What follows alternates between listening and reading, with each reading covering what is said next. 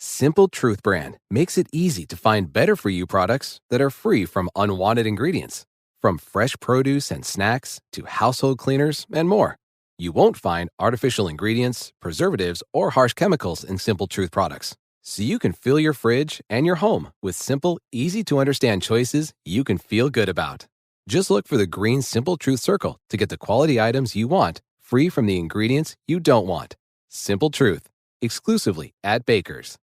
It's time. Time to get credit for the work you've done. Time to get the recognition you deserve. With Purdue Global, you can move forward in your career, for your family, and for yourself. You're worth the investment in yourself to earn a degree you're proud of, a degree that employers will respect.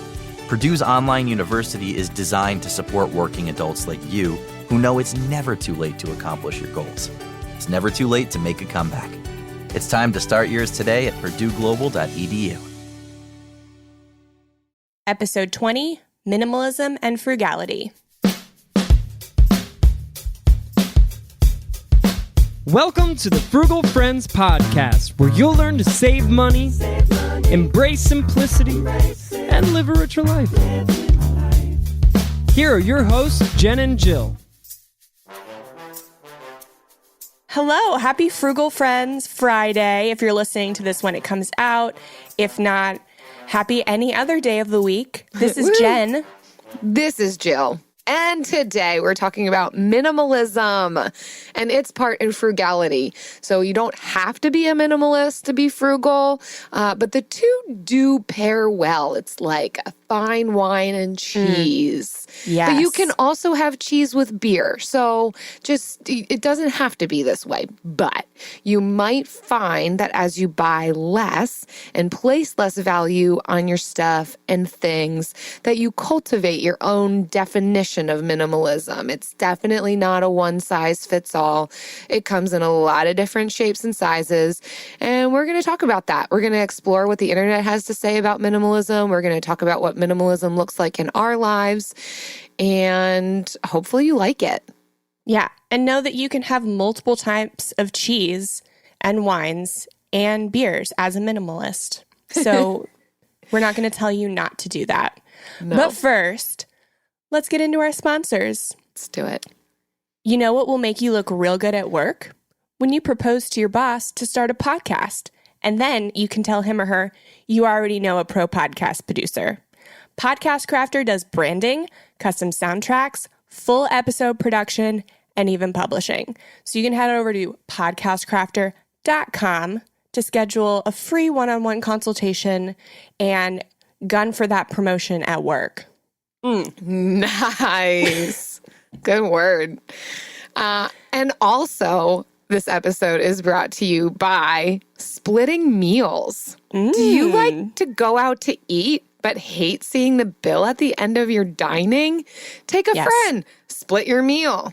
Furthermore, would you like to practice portion control and experience the frugal benefits of your clothes continuing to fit you year after year?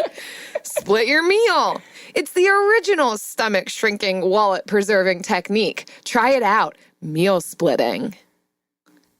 Wow, I am going to try some of that meal splitting. That sounds great. Yeah, it's a great sponsor and a great life hack. Wow. I really believe we will see a 50% increase year over year by practicing meal splitting. Yeah. I really feel like that's a promise they can make. Definitely. All right. Speaking of splitting your meals and only eating half, what if you only had half of the things that you own? Ooh, that's good right. We're talking about segue. minimalism. I'm sorry for that really, really lame transition. No, I loved it. Thank you.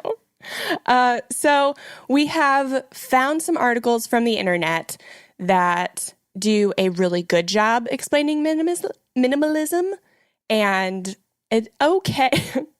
The second one's pretty funny. I don't know if you got the tongue-in-cheekness of it, Jill, but I lolled when I read it. But you'll have to stick around for the first half to get to the second half. Mm-hmm. It is good. I mean, I do like both, but I enjoy the humor of it also. So yeah. We'll get into it. If you're wondering what our first article is going to be, you don't have to guess because, of course, it's from the Minimalists. They were not the first to do minimalism, but they definitely popularized it with their documentary on Netflix. It's what got me thinking about like minimalism as a movement rather than just like trying to avoid becoming a hoarder. It kind of like gave a title to it, which is nice to have titles when you're trying to do something. I think a lot of us kind of try to avoid labels, but labels are helpful when you're trying to do something good. So this is from the minimalist.com. It's called What is Minimalism? And it's not a list like we normally go through, but it is a really good explainer. And it includes a lot of other thought leaders in minimalism. So you can really find a minimalism that suits your life. Like, I know they're the stereotypical, like, white dudes without kids that travel around the country and make minimalism look really unattainable. But there are a bunch of other people doing this, with kids, with jobs, traveling, car-free, with cars, whatever. So I like that they kind of introduced you to a few different characters in the minimalist narrative. How about you, Jill? Yeah, I really liked this article. And I liked how it was introduced, the topic was introduced. When I first started reading it, I was a little thrown off because they start to almost define what minimalism is, but they start to list, like, you must only have 100 things or less. You cannot have a car or a home or a television. You aren't able to have children. You have to be able to start a blog. You got to come from a privileged background. And I'm like, wait a second, what? It like took me a second and I'm like, oh, they're joking. But then they tied that back into the fact that those are the very things that people will cite for their reason of having a lot and not even trying to simplify or be some version of a minimalist. And I do see that so often, like, when we lived in our motorhome, and I'm not saying that this is completely inaccurate, but so many people would be like, oh my word, we would totally do that if we didn't have kids. Oh, we would totally do XYZ if we didn't have full-time jobs. And it's kind of like, well, no, you wouldn't, because you didn't. And also, like, you also could make some aspects of this work in your life. So it's almost, it can be used as an excuse. So I kind of liked them calling that out on the table. Like, it doesn't have to look one way. And for that reason, anybody can have some version of minimalism. It doesn't matter what your lifestyle is. So that I appreciated that aspect of the article. Yeah. And something I tend to cite with minimalism is that it can help you afford higher quality things by buying fewer things. And I like that they call out that that's not the point. That kind of was like a heart check for me. But they're saying that that's not the point. The point is to actually realize like real freedom, like freedom from stuff, freedom from even needing the higher quality things. Because sometimes I will justify buying a higher quality item by saying, oh, I'll have this forever. I'll have this for a really long time. This is really good. Sometimes without actually checking myself to say, do I need it? Like, yes, this is good for the environment or good for the long term, but like point blank, do I need it? Is it one of the things that I'm going to value, for that long term, or am I going to use it and sell it in 5 years? I liked their quote that for them defines minimalism, and I would adopt this definition as well. So they said, minimalism is a tool to rid yourselves of life's excess in favor of focusing on what's important, so you can find happiness, fulfillment, and freedom. So I liked that kind of summary that, like you said, it's not just having less, it's just ridding ourselves of the excess. And for all of us, that will mean something different, but just having that above above and beyond what we actually need, just getting rid of it, because it leads to freedom. It leads to more joy and fulfillment when there's not just clutter or unnecessary things in life that you have to take care of. Mm-hmm.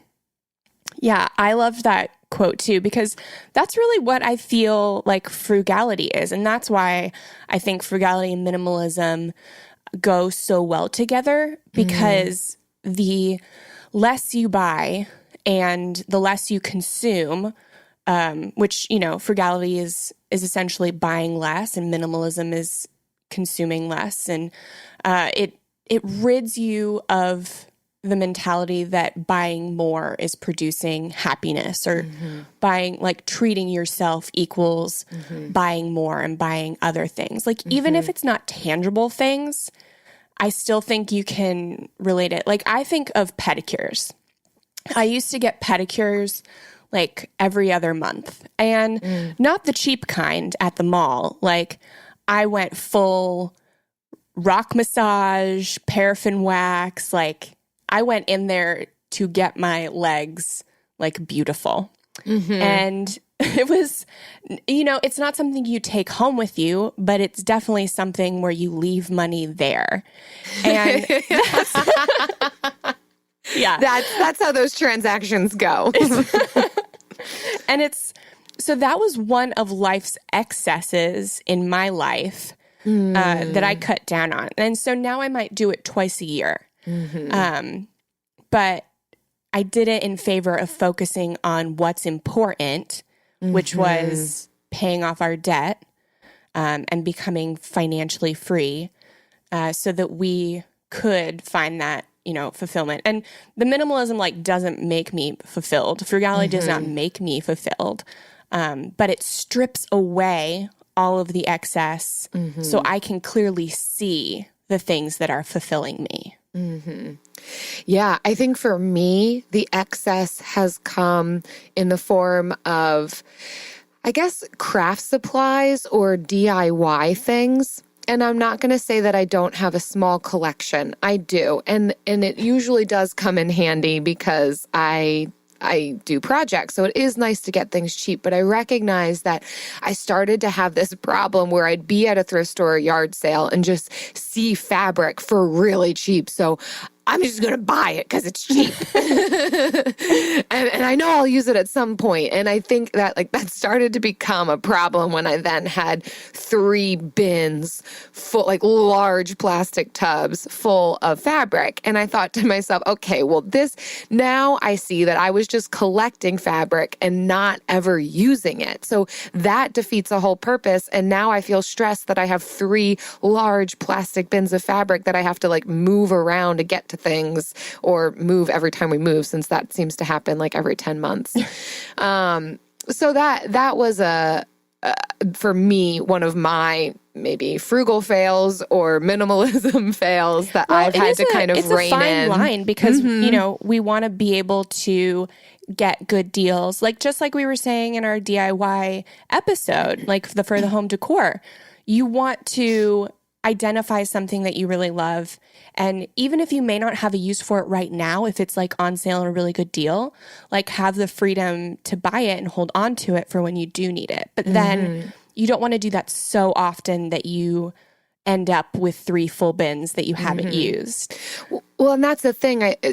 So I'll carry around a list of things that I'm looking for because I do want to be patient and find the best deal and the best item. So I'll have this running list of, okay, I'm looking for a lemon squeezer or a waffle iron or whatever, but I don't want to spend full price on it.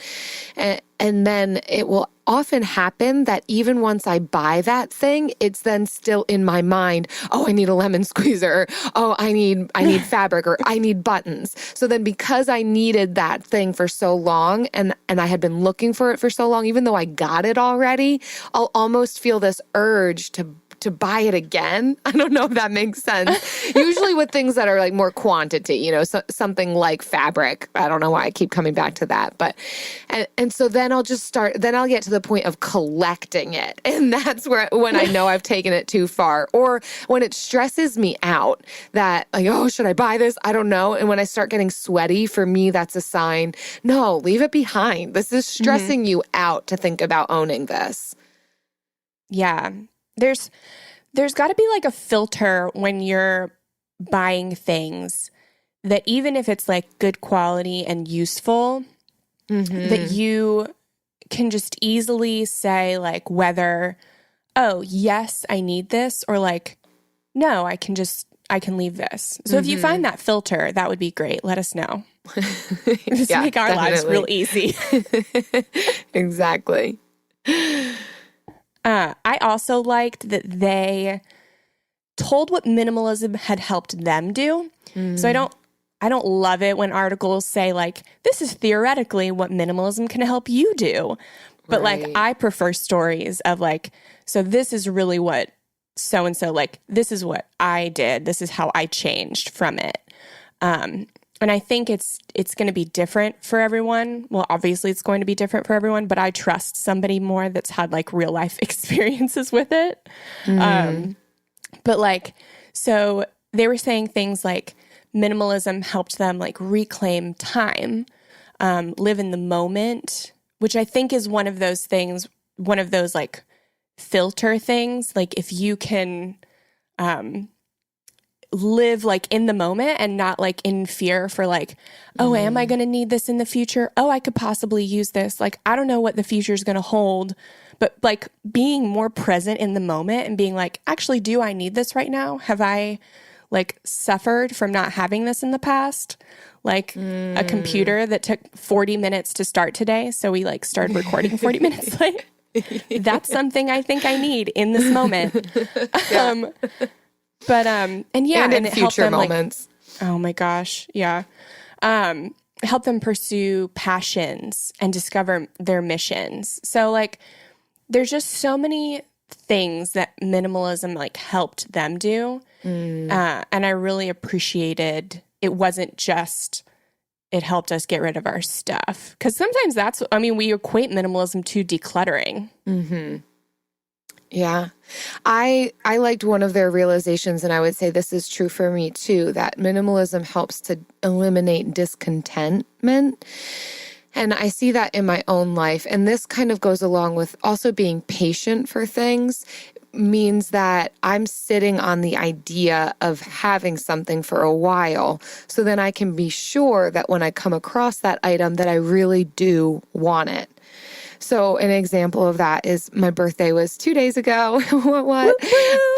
And I have been wanting, this sounds so silly, but I have been wanting this brass watering can from Target. Like, it's not even a thing. It's not this specialty like item that you holds can't water? find anywhere. Yeah, it's a really beautiful, beautiful watering can for flowers, watering your indoor plants or something. And so I have actually been wanting this. I've had my eyes on it for 2 years now. It's only $15. So this is where like you probably see a little bit of my craziness, but I just couldn't bring myself to buy it because I can water my plants with a cup. I don't need this special, beautiful watering can to do that. And so I got by. But the fact that I continued to want it, continued to see it and love it, I finally asked for it for my birthday, and Eric got it for me. So go him, because he paid attention to what I wanted. And when I told him that I've been wanting it for 2 years, he's like, what? Like, it's $15. Just you should have just bought it. And I'm like, no, because now that makes it special.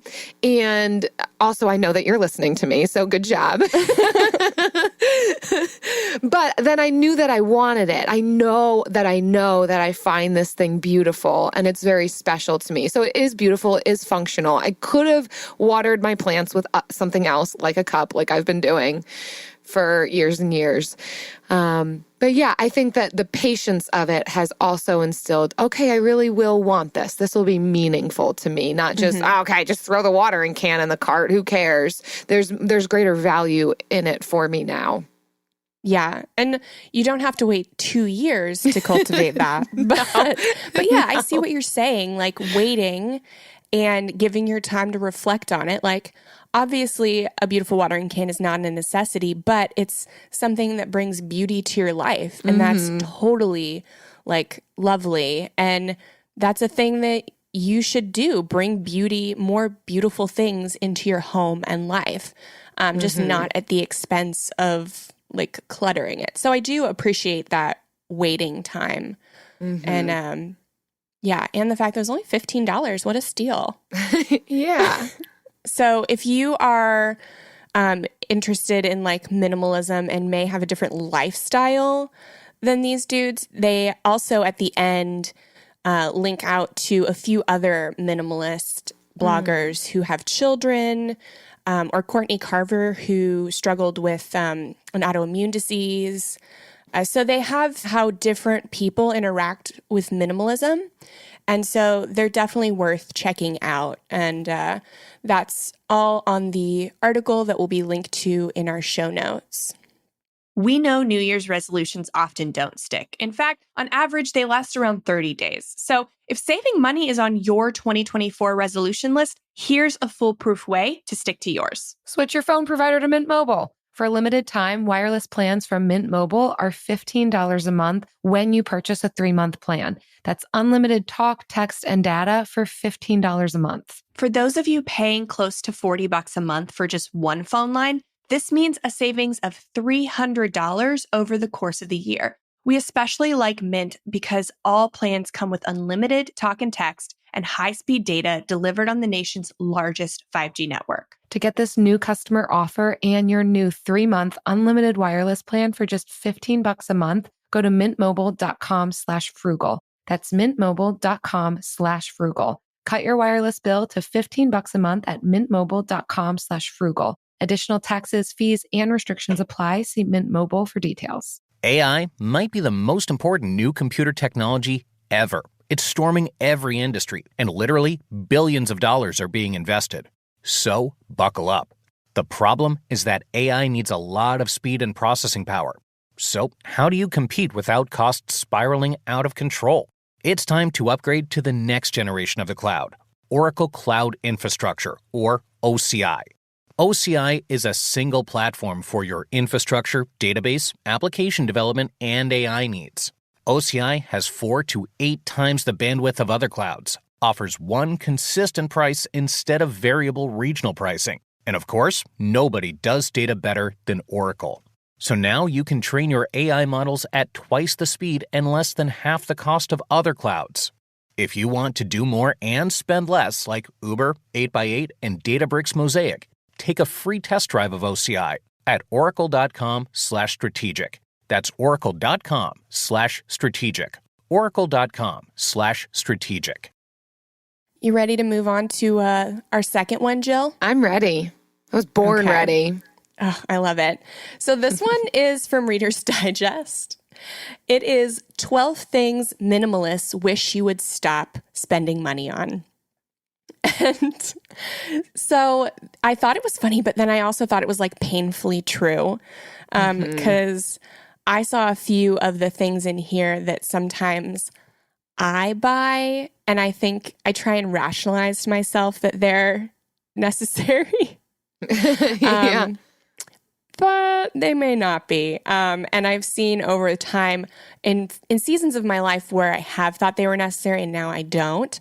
I can see like why I should stop spending money on these. So if you spend any money on these 12 items, don't feel guilty, but consider that maybe one day you will want to stop. Start to consider that now. Start to consider not spending money on these things if you want to be more minimalist. The first one that I loved, and Jill and I were like side-eyeing when she was talking about craft supplies, is craft supplies. That is on this list. Yeah. I think that's what got me thinking about it. Yeah, because I used to do this too. My mom was an avid crafter. So growing up, it was always this different fad craft. Like, you know how every few years a different fad craft comes up, especially for kids? Yes, so scrapbooking was a big one. And then my mom got super into quilting. I got super into crocheting. And I live in Florida, guys. I got into crocheting in Florida. It took me several years to figure out what a bad idea that was.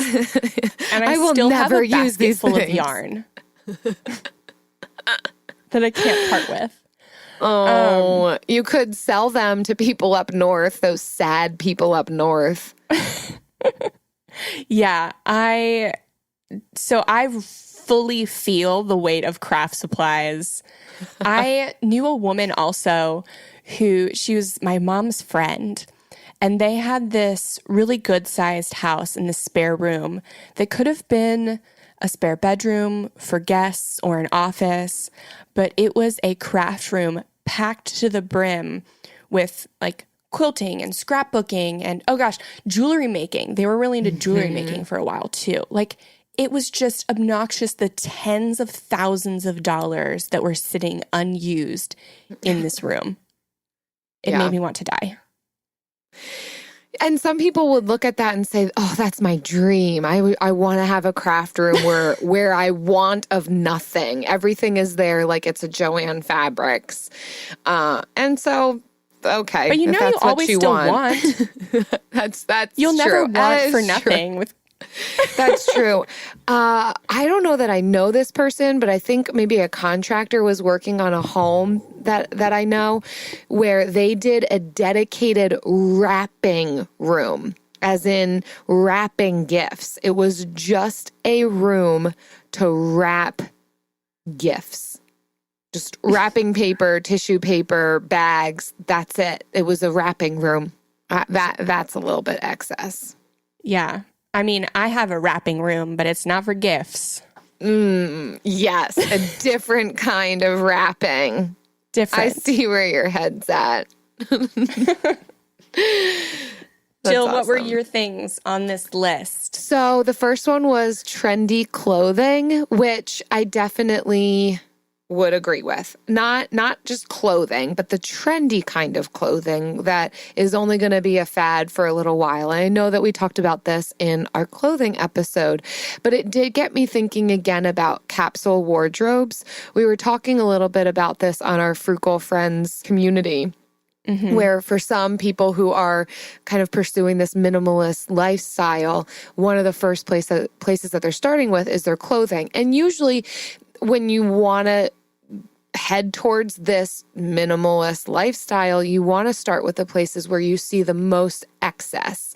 And so for some, that can be clothing. So it makes sense that that's where you'd start. But we do have some listeners who are legit doing the capsule wardrobe, and that always interests me so much. I'm so intrigued by people who can really make that work. And I think it's really great for people who live in the South and you don't have all the seasons to be experiencing and needing clothing for. But I did agree with that one, that you don't need all these clothing. And they talked about how Americans in general wear 20% of their clothing 80% of the time. And I would say that's true for myself too. I have my go-to shirts, my go-to cardigans, my go-to pants. And I often think, why not just have these things in my drawer and get rid of the rest of the things that I hardly am ever grabbing for? Yeah, I can totally resonate with that because I wear, even though I don't have a ton of clothing, I wear 20% of it 80% of the time. And there are the things that I hold on to that I just love and don't get the opportunity to wear much, like nice dresses and stuff. So I don't think it's saying like, don't buy stuff like that. But I think if you have maybe half of your closet is nice dresses, I think you should probably like reevaluate what you're going out and buying. I think being honest with yourself about what you really wear is kind of I mean, it's learning more of yourself and being in tune to who you are, like on the inside. That's super deep. Who am I? But like just being honest with yourself and like, what do I wear? Like, are you in the office 40 hours a week? Like, don't pretend you're at the beach for 40 hours a week. Have more, have more office clothing than bathing suits. So just being realistic with what your schedule is and making sure your closet fits that. That's true. That's a good word. Another one that really convicts me is single-use kitchen gadgets. I really fell to this when I got married because I'd had so few kitchen gadgets that I was like, it's my time. Get me all the kitchen gadgets. So I got this I registered for a bunch of things that I don't even use now. It's so disappointing. Yeah. And I thought I was a chef when I registered for them. And now I know my inner me is not a chef. I hate having to pull out the food processor. I will actively avoid recipes that involve a food processor, even though I have one. We can often think that if I have that kitchen gadget, then I'm going to be a good cook. And it just doesn't happen that way. You have to first be a good cook with your one fork and one spoon and one spatula, and then you can buy the nice things, but not vice versa. Those kitchen gadgets are not going to make you something you aren't. Yeah. I've been able to figure out over the last few years what are the kitchen gadgets that I do get a lot of use out of. So like we have a toaster oven because not only does it do toast like a toaster, but you can put other things into it. Yes. So that's multi-use.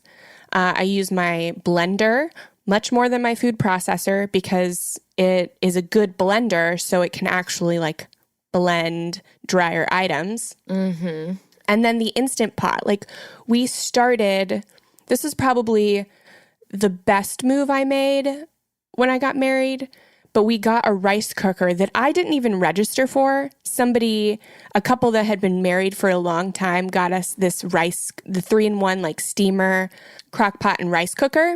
Nice. And so I had already had a rice cooker and a crock pot. So we were able to get rid of both of those and just use this 3-in-1. And then the Instant Pots started becoming really popular. And so then we got one of those and we are able to get rid of this rice cooker and I still haven't done it. Hashtag still working on it. Hashtag not perfect. Yeah, it's a process. And that's great to figure out what works for you in the kitchen. For me, I got rid of my crock pot. I just didn't like anything that I was making in it.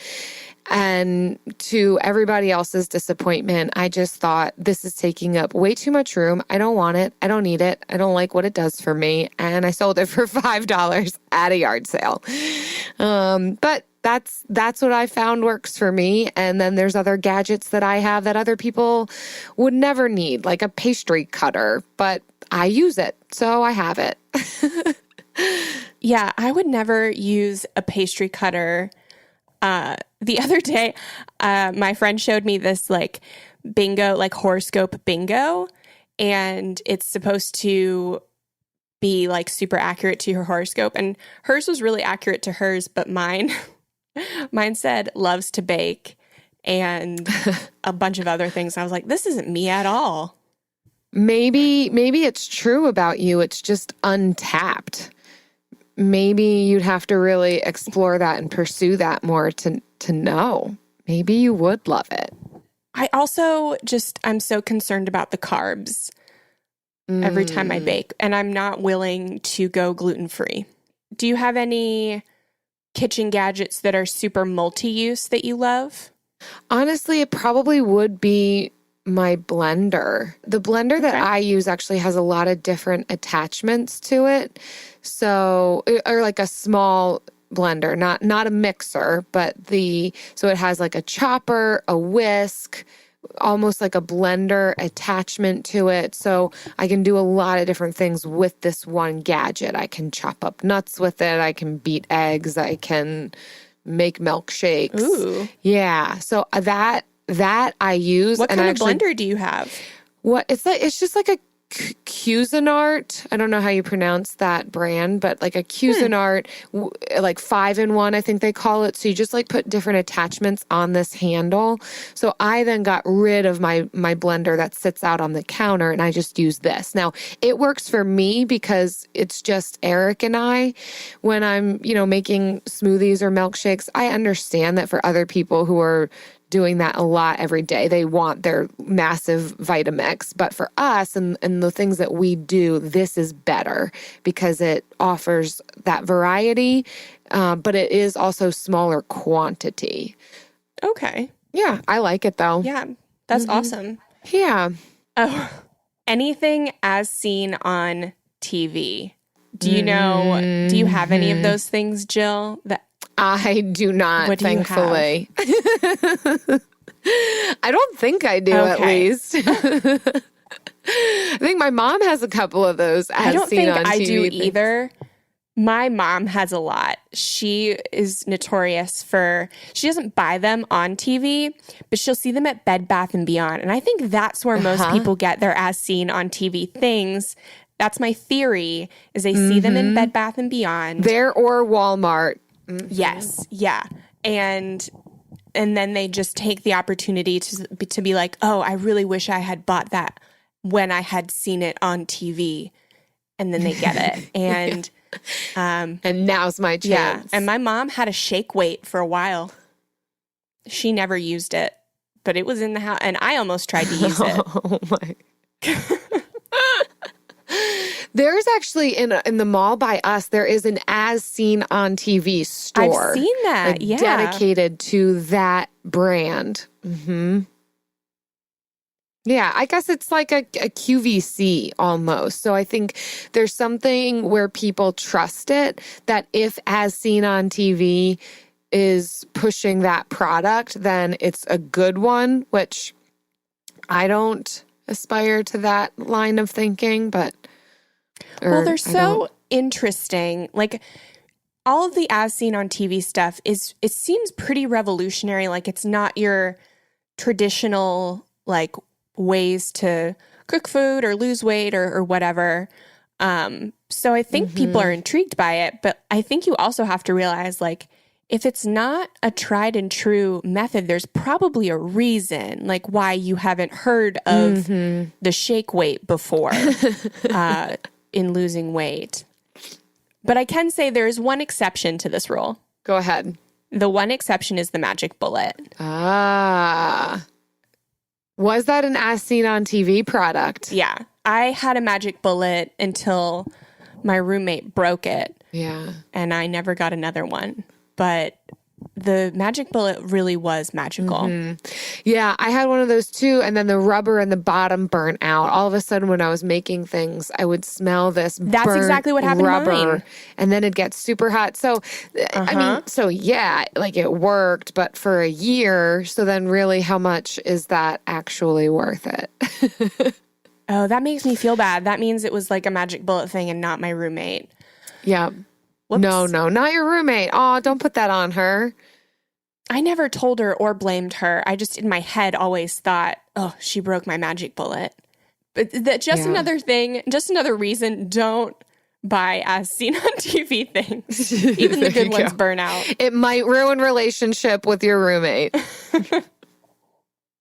How about you, Jill? What else did you like?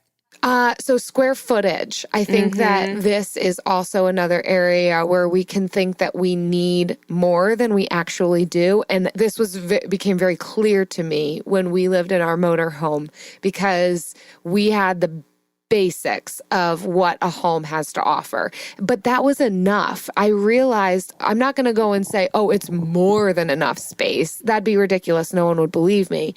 But it was all that we needed. It had a bedroom, a bathroom, a living room, and a kitchen. And then I realized, yeah, because I'm just one person that only needs to be in one room at a time. So we don't need to have 10 rooms in our homes that we're not using. Well, there's no way to be there all at one time.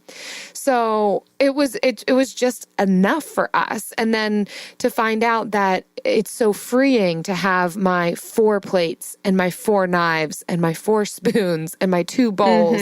There was something very simple, back to the basics about that lifestyle that I then have been able to carry into our living situation since then, to know that I don't need all this excess stuff, and how amazing it felt to live in the motorhome, not to mention the weight that it took off to not have to take care of extra things. Like when it came time to clean, that took a total of 30 minutes because I don't have a ton of bathrooms and a ton of other carpet and floors to vacuum and wash.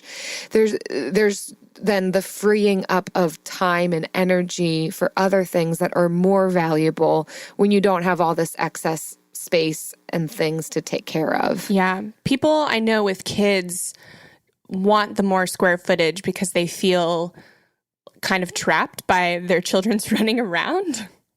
But there are a ton of families that are living full-time in RVs that have, less than 300 square feet. And their solution is to go outside. That's what they all say. Right.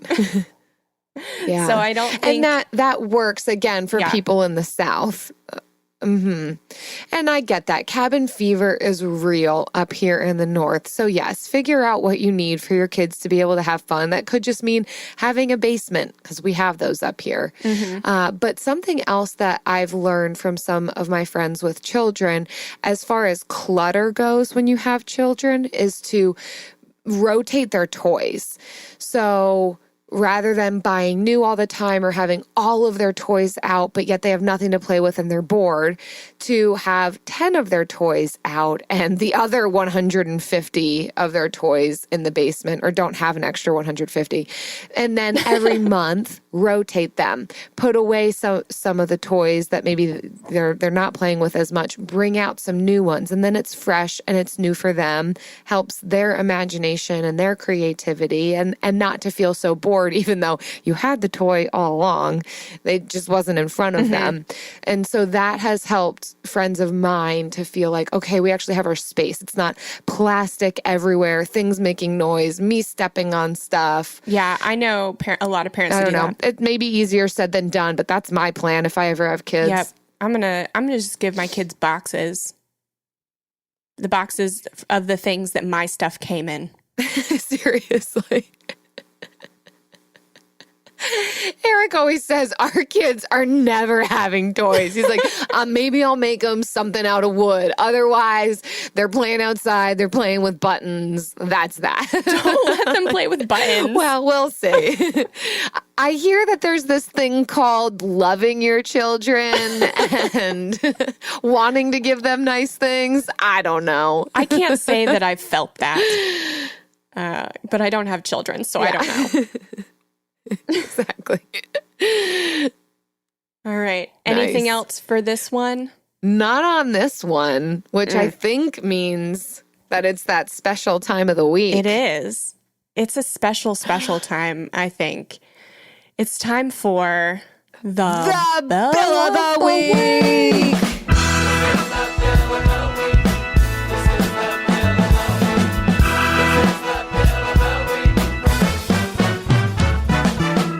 That's right. It's time for the best minute of your entire week. Maybe a baby was born and his name is William. Maybe you paid off your mortgage. Maybe your car died and you're happy to not have to pay that bill anymore. Duck bills, Buffalo Bills, Bill Clinton. This is the Bill of the Week. Hey there, Frugal friends. This is MK Williams. I'm calling today with a Flashback Friday themed Bill of the Week, as this podcast comes out on Fridays.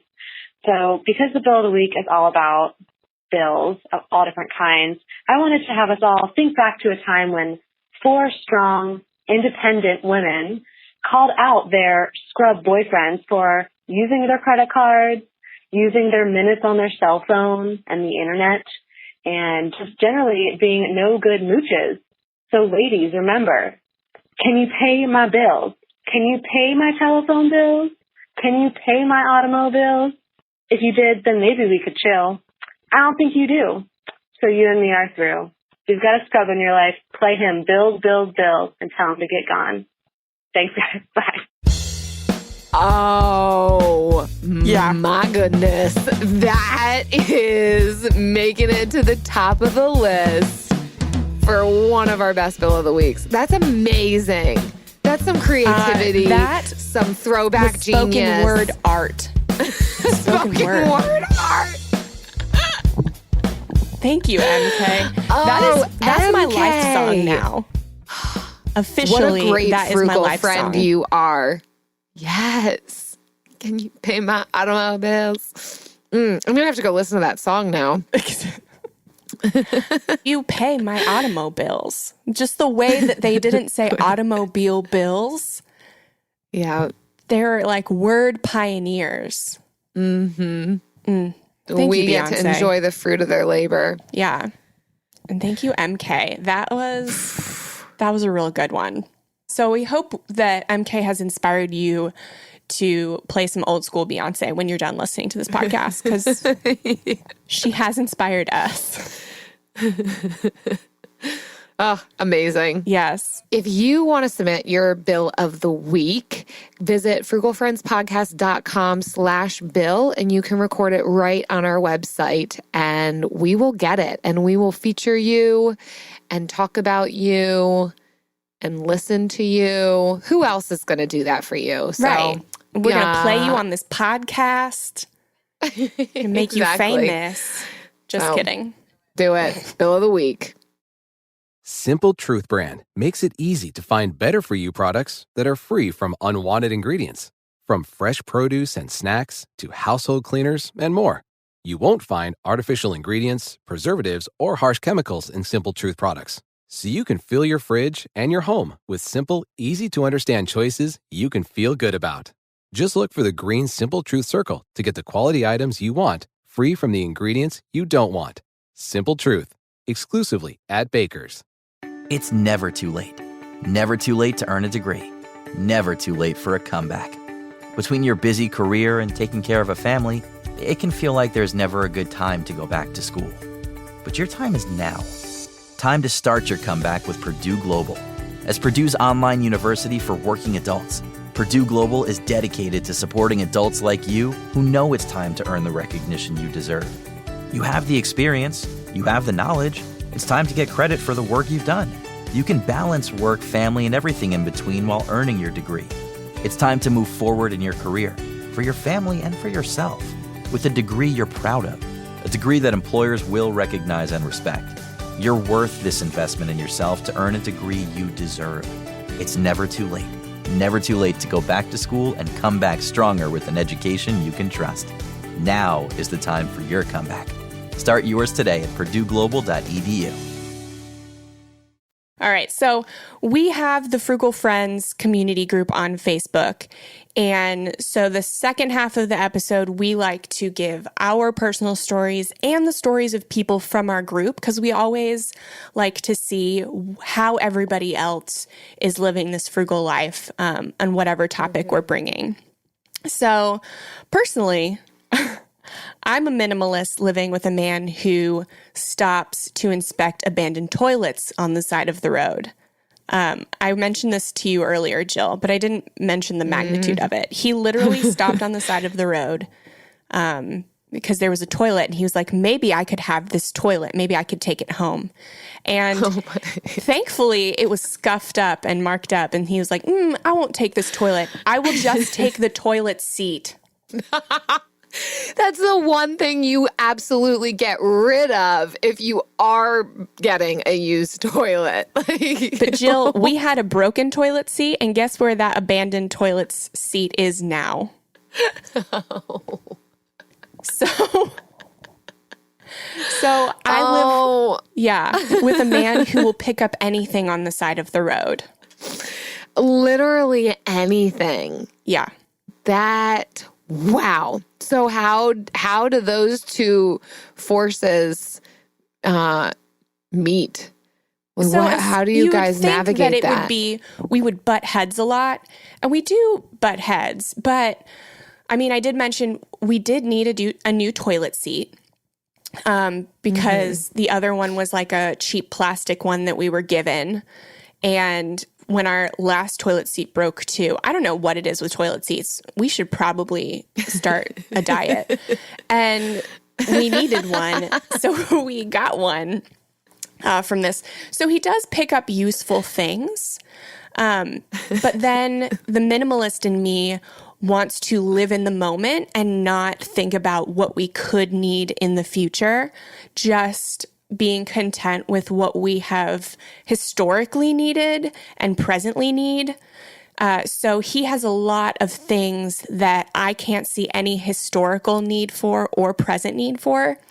And those are the things that kind of get under my skin. But we found this balance where I kind of let him have his space in the garage, and he lets me have the other 1,200 square feet. And that is how we function. It works out in the long run. Yeah.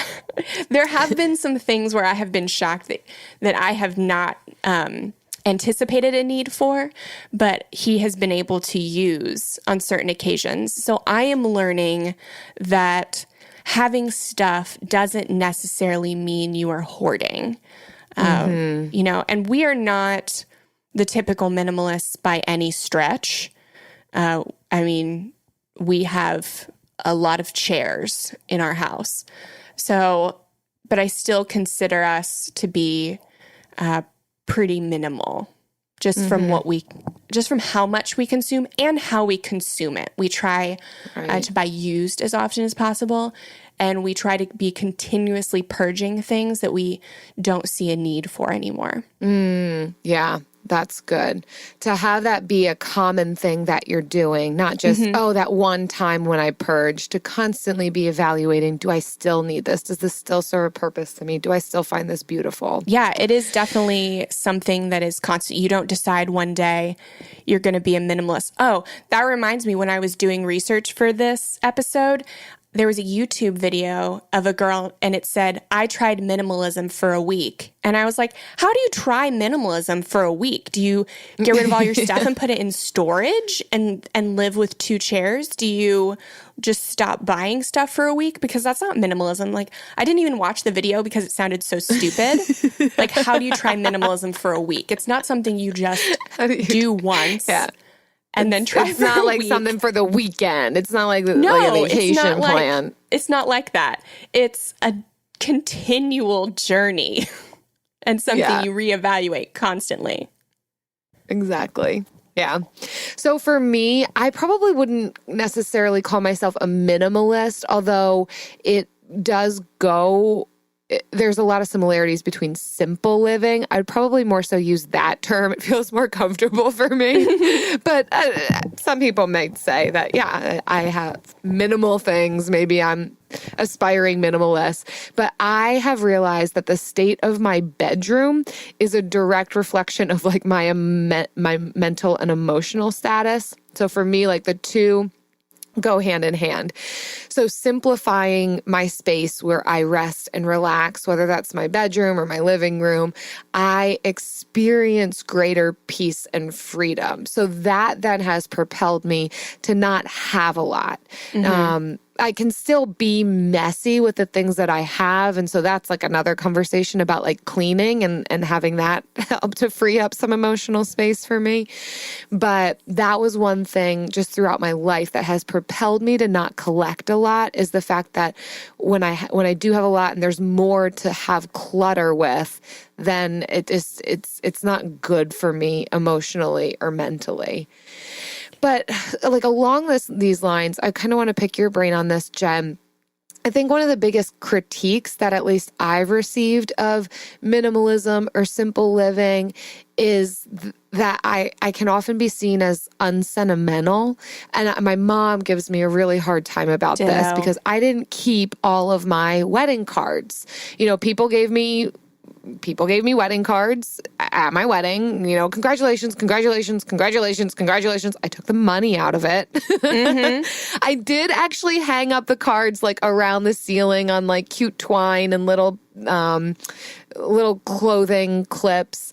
But or clothing pins. What do they call those? Yeah. And so that was fun for, the first couple of months of marriage. But then after that, I'm like, okay, I'm done with this. I want to get rid of it. And so I threw them all away and she was shocked. And then there's just a lot of things that I just don't keep. And she's like, well, you're not going to be able to look back on it. And I don't know. I think maybe this is for some people, they think that they can't be a minimalist if they are sentimental. So what do you think about that? Well, I think there are seasons for sentiment.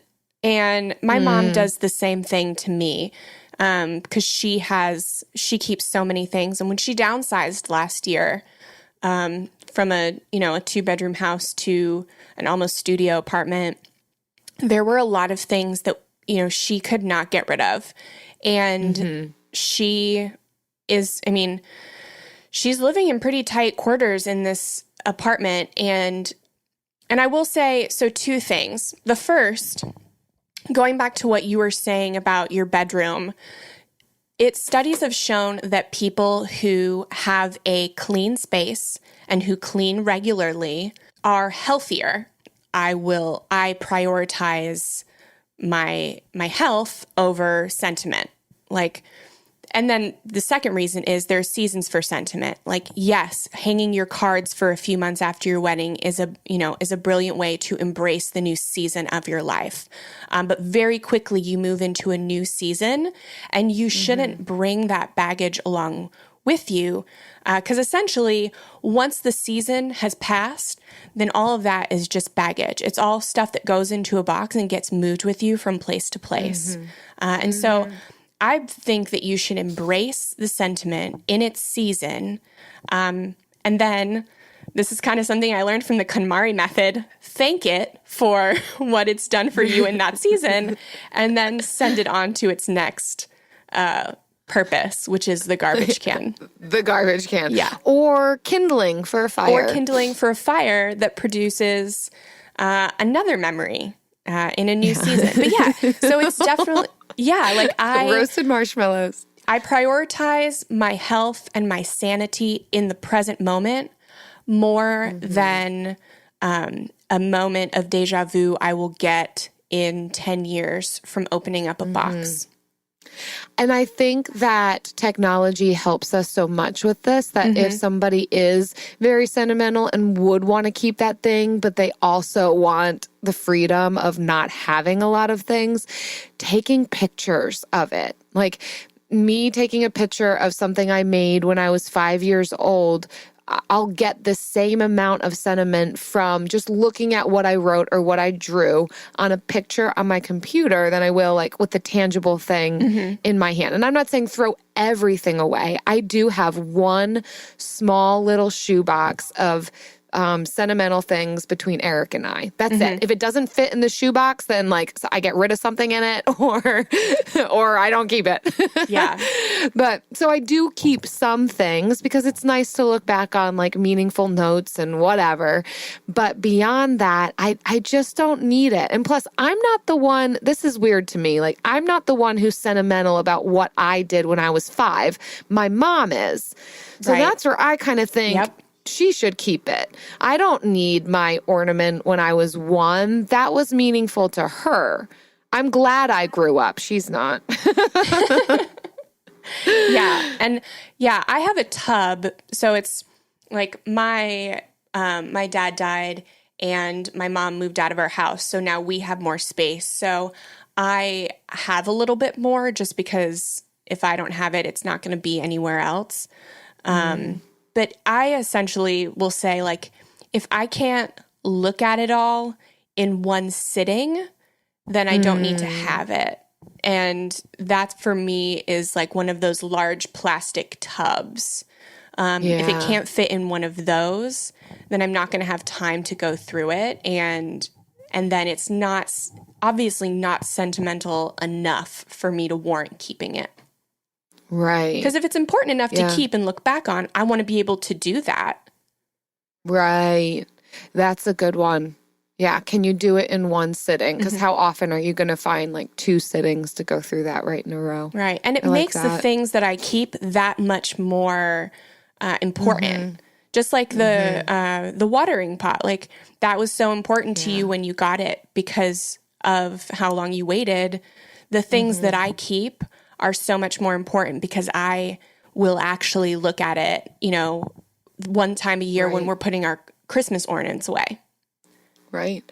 Or make your sentimental things into artwork or pieces that are functional for you. So whether that's, you know, putting them under a glass tray that is then your sits on your coffee table or is your coffee table, or putting them into a shadow box or a picture frame that gets hung on your wall. You know, if they are meaningful to you and you want to look back on them, then figure out a way where you can see them often and be reminded of it, rather than that box in the attic that you might get to in 5 years. What good is that? Yeah, like don't pretend that everything holds sentimental value, because really at some point it just becomes sentimental weight. And it, you know, it doesn't lose sentiment, but there is a point where it transfers from being like healthy to just being a weight around your neck. And I see that really closely in my family. And even one of our Frugal Friends group members, she shared the same like feeling. Her mom was a borderline hoarder, and she's, you know, dealing with that now, and that's kind of inspiring her minimalism.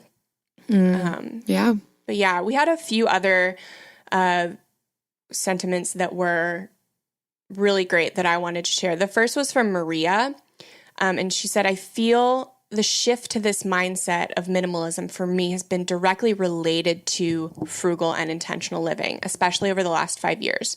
I've realized I don't need a whole lot to live a satisfying life. That's kind of exactly what I have been feeling too. I really share that. Yeah. We also had another listener and Facebook community group member respond. Bronwyn says, right now, my focus is disconnecting from consumer culture so that I have only what I really need. I'm still trying to find a balance between not having too much and still having enough. Isn't that the struggle? I think, that is the thing, is figuring out that fine line, and especially for you individually. But I also like hearing people's whys behind minimalism too. And so for Bronwyn, it was disconnecting from consumer culture, which right now really is almost a throwaway culture too. A throwaway culture and I need, I deserve. And then not to mention what that's doing for other countries' economies and the way that we are using labor and taking advantage of other people and perpetuating awful working environments. Like that's a whole other rabbit trail that we could go down. But I do like one of the effects of minimalism is having more sustainable things and caring about other people's working environments and whether or not what we're doing and using is sustainable, and are we being kind to one another. There's a lot of really good value systems that come into play with this kind of mindset, and has led people to use more sustainable things, think about what they're doing in their consumerism. So yeah, I think I like all the different whys and hearing from people what their focus is on this topic. Yeah. I also loved what Emily had to say. She said it started with fitness, which then led to simple and clean eating, which led to simple living. And then, i.e. minimalism, which led to financial simplicity and cleaning up debt and spending habits. And which is just another reason why that video was so like infuriating to me. Like, you can't practice minimalism for a week. Like, that just doesn't make sense. Things snowball with anything that you do, with any lasting or good change. It starts small with maybe just a wanting to become healthier or to become more financially stable. And as you learn and grow, it trickles into other parts of your life. Yeah. That's awesome. I really appreciate hearing from other people in our Facebook community group. So keep up the good work and join us over there too if you want to be a part of the conversation. But also, in addition to all these fun things that we have going on, we also have a book club. Yes. Have you joined? Have you joined the Frugal Friends book club? I've joined. So this month we're going through The Year of Less by Kate Flanders.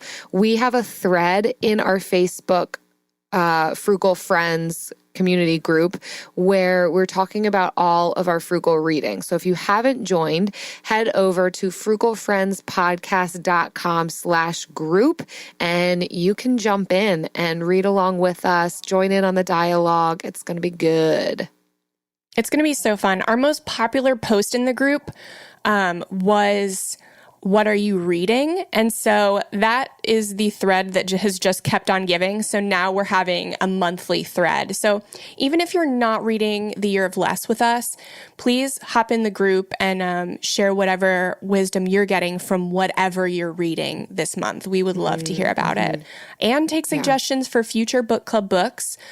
Speaking of that, get out your library cards because October's book is Your Money or Your Life by Vicki Robin and Joe Dominguez. And that is a great personal finance book that really focuses on frugality.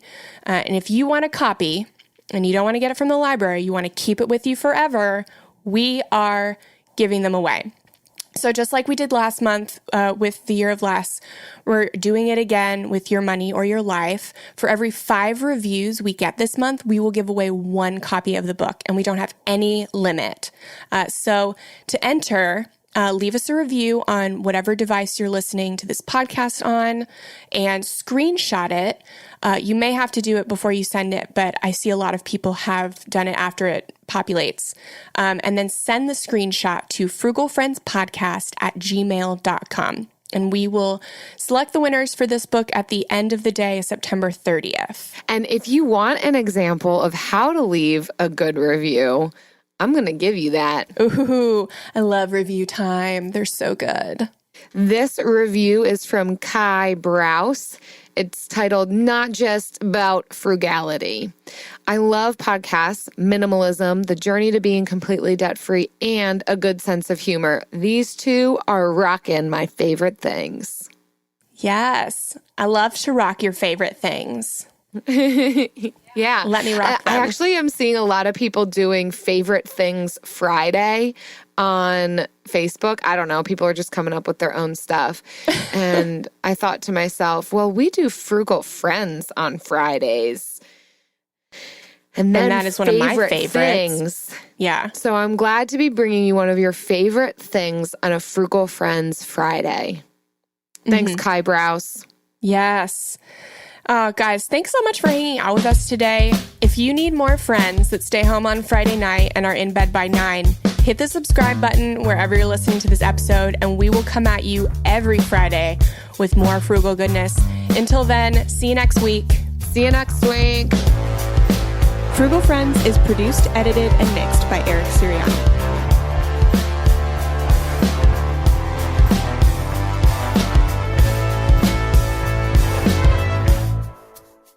But for the record, I am not in bed by 9. I'm in bed. You don't have to be lame to be a frugal friend. So, but you can be lame and still be my friend. You can be lame. You can be lame. We'll be lame together. I just want people to know that normally I'm out till 11. Jill wants everyone to know that she's really cool. So tell your friends. If you're out to 11 like me, I'll be your friend. Jen will be your friend in bed, sleeping. Nice. Yeesh. Oh, God bless Eric. Simple Truth brand makes it easy to find better for you products that are free from unwanted ingredients. From fresh produce and snacks to household cleaners and more. You won't find artificial ingredients, preservatives, or harsh chemicals in Simple Truth products. So you can fill your fridge and your home with simple, easy-to-understand choices you can feel good about. Just look for the green Simple Truth circle to get the quality items you want, free from the ingredients you don't want. Simple Truth. exclusively at Baker's.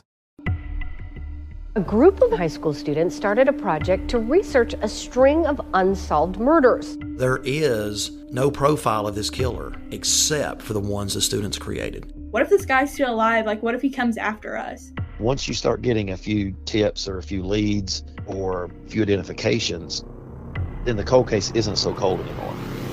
This is Murder 101. Listen to Murder 101 on the iHeartRadio app, Apple Podcasts, or wherever you get your podcasts.